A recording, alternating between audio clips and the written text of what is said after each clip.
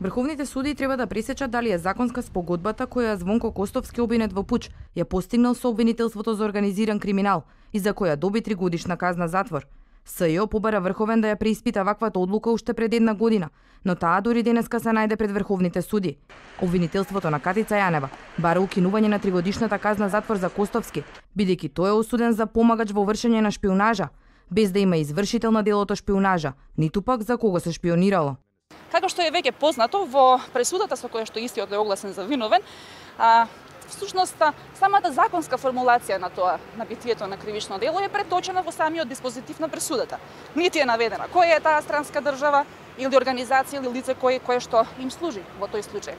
Тоа е исто како на пример да осудиш некој човек за кривично дело измама, со тоа што ќе тврдиш дека некое непознато лице било доведено во заблуда да стори нешто на штета на својот или туѓ имот. Или пак некој да осудиш за кражба, тврдејќи дека одзел туѓ противправно одзел туѓ подвижен предмет, без да се наведе кој е тој предмет и на кој му припаѓа. Во конкретниот случај не постоеше кривична одговорност на тогаш обвинетиот Зоран Верушевски за кривично дело шпионажа, а уште помалку може да стане збор за кривична одговорност за умислено помагање на Костовски. Обвинителката Фетаја очекува дека Врховен ќе донесе правилна и законита одлука за овој предмет. Инаку Јанева се откажа од гонење на останатите 5 мина обвинети во пуч. Покрај Верушевски, за шпионажа се товареше неговата сопруга Сонја, службеникот во општина Струмица Бранко Палифров, лидерот на СДСМ Зоран Заев и вработениот во МВР Ѓорги Лазаревски.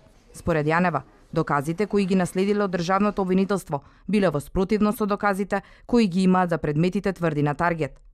Покрај јавната седница на која беше разгледано барањето за заштита на законитоста за Костовски, денеска пред Врховните судии беше и барањето на СЈО за замрзнување на имотот на ВМРО ДПМН во предметот Талир.